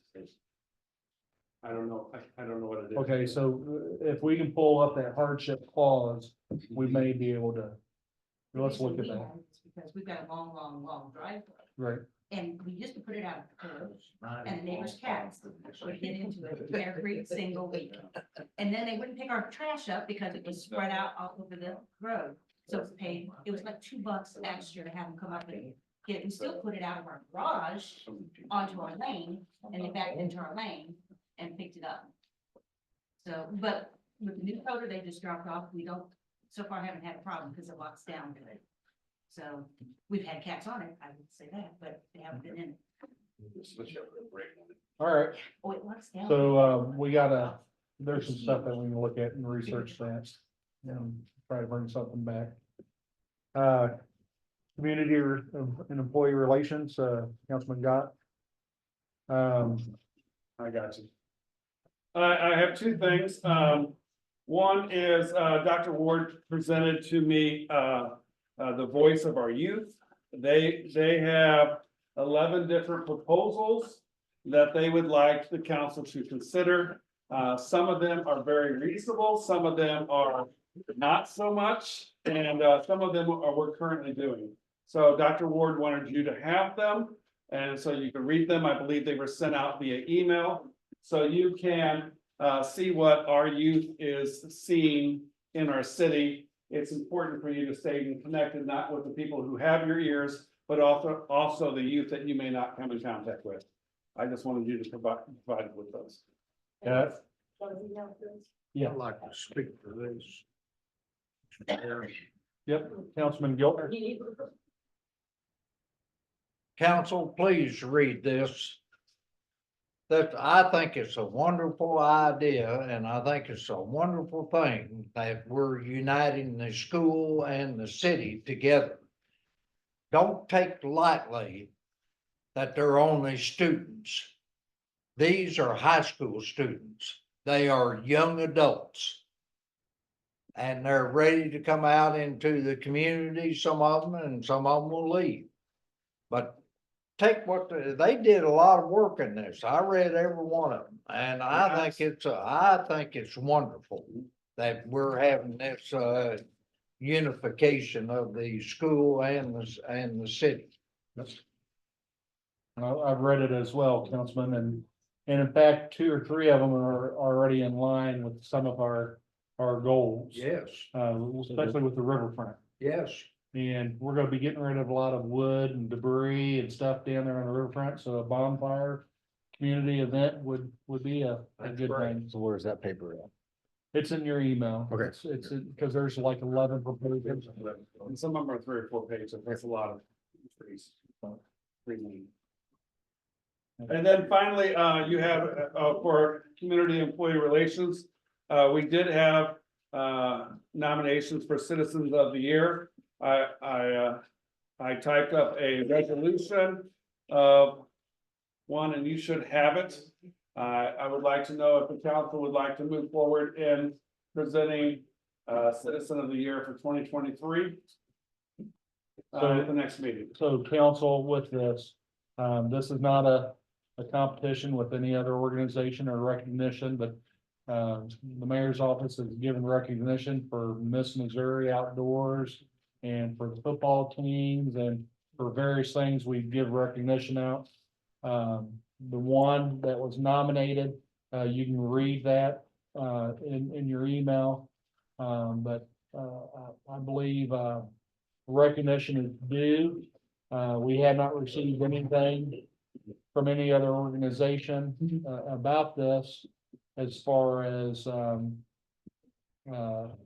Citizen of the Year. I do know the chamber does do a Citizen of the Year through their own process.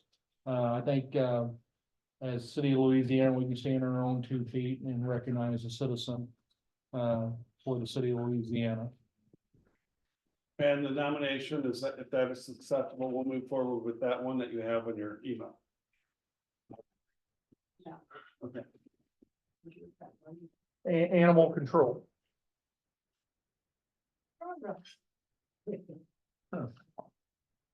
At the moment, we've got 5 dogs and 2 cats out there. Yesterday we had 2 dogs adopted. And we had a cat adopted the other day. I can't quite call the date off the top of my head, so.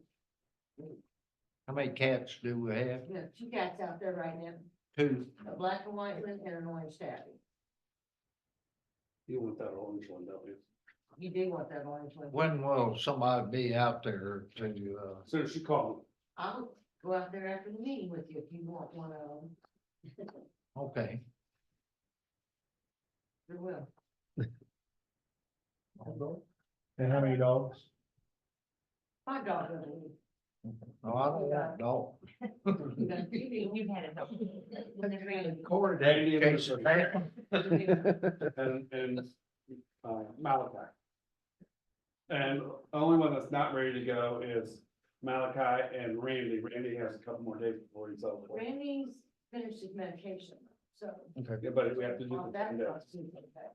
You have 2 more days before he's over. And then, I don't know what to think about 2 adoptions.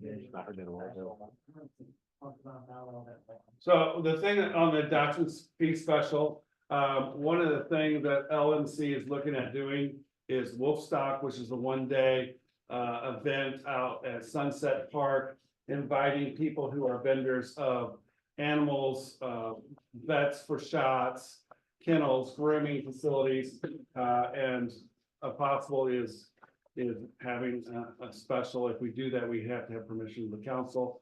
We don't have to entertain it now, but we just want to put that bug in your ear. Think of that. Who's doing one of the groceries? Isn't that the same thing we always had at the fire department? Practice fly, yes. They are. Yeah, that's For really good. adopting, or shots and things. At this point in time, our adoption fees are $50. They range from 35 to 50. We haven't really. The fact that these animals need to be spayed or neutered. It needs to happen before they leave. I agree with Or that. the appointment needs to be made, and the appointment needs to be kept by the adoptee, the adopter.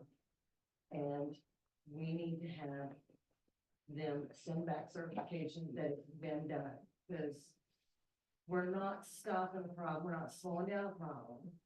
If we aren't making sure that these animals are not reproducing and make them more young. And so we need to get more firm on that. I looked through last year's, all the files last year. We did a very poor job of that. And I read in the chapter 9, the state regulations. We need to make sure that these animals are vaccinated for rabies. Either before they leave, or that they have that appointment made and that we get certification that it's been kept and done. And we did a very, very poor job of that. So we need to step up some of our procedures out there, which I've been reading and working on a plan, but I'm not ready to fully present. But just to bring it to everybody's attention, we need to work on the procedures. And the hard part with that deals with enforcement. Yesterday, we had a person from St. Charles County come up and get a dog. He had scheduled an appointment to have the dog spayed and shots. And we put down the doctor's name and the address and the phone number of the clinic and the date that the surgery was scheduled. But we have no way of ensuring that someone who takes a dog to St. Charles is gonna follow through, and we have no enforcement available for there. Now, if they stay in Louisiana, we do have somewhat of enforcement, but Well, we can't go around ripping dogs back out of people's hands either. correct. We can't do that, but we need to require that they send us certification that it was done. Most people are gonna do it. So, but for our records, for satisfying the state, we need to step up. And I have an idea. Okay, State license renewed. state licenses renewed, Okay, good deal. so I'm open to any suggestions that anybody might have on better procedures, things that we should do that we haven't been doing, things that we shouldn't do that we have done. I'm open to hear it. No personal task, All right. and I've endured a few. Oh, yeah. What if you made them pay a deposit? Pardon? What if you made them pay a deposit till they proved that they did the vaccination and it's paid? That's a thought. Yeah, that'd be a good one. Um, adopting, maybe we should raise our adoption fees, kind of where I was at, and then, but instead of just keeping it up, maybe once we get certification, they'll give you X amount back, Yep. like, Alrighty, that's any, really all I'm. anything else? Pre-commission? Or you wanna, still on the trees at the cemetery, we're still gonna try that ourselves? Yep. We'll rent a machine. Wasn't it mentioned that crazy ladies had trees for us? Yeah. Linda? I mean, Isn't that what the name of it is? The betterment has bought and paid for them, and we have a meeting coming up Wednesday, Okay, so, so I will get all the information for you. okay, and then we need to find a place where we wanna plant them, and then that's the only trees that the cemetery is the biggest ones, and if we're gonna do it ourselves, that's all I've really. Alright. Any questions on miscellaneous business? I got one. We talked about the section sidewalk out at 2300 Georgia in front of the hospital. That when they put in that utility box, they didn't replace the sidewalk that they were supposed to. 2300 Georgia. It's right, it's 2300 Georgia, but they took out a section sidewalk when they put that utility box in there. And it was my understanding that they were supposed to put it back whenever they did the George Street project, I'm guessing. You know, was it the city or was it a utility or? Well, which of course, I acquired it part, but the tenant said that the utility company was supposed to come back in there and put that back in. You know which utility company? I have no idea. You don't, I what, don't know so, what you box don't? it is, it's just a giant box out there in the yard. So, I mean, if somebody can drive by and tell who it is. Is it cable or is it electric? Is it? It's a green box. Cable or electric? But I'm pretty sure it's charter. Yeah. So, Clinton, you hear that, right? Yes, I do hear that. So that is on your purview then.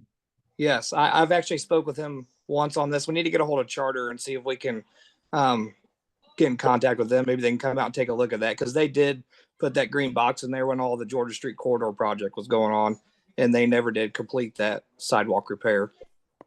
Okay. 2300. All right. All right, nothing else. I entertain a motion to adjourn. Okay. Adjourn, How quick was that, Bill? okay. So, Now we got a special meeting. yeah.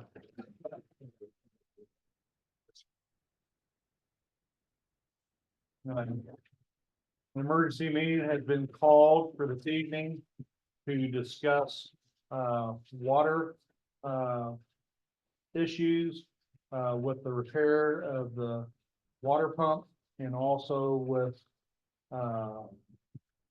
we brought up during special session with the contract with Lamar for signage on Highway 61, and another request for the water meters purchase of $21,000.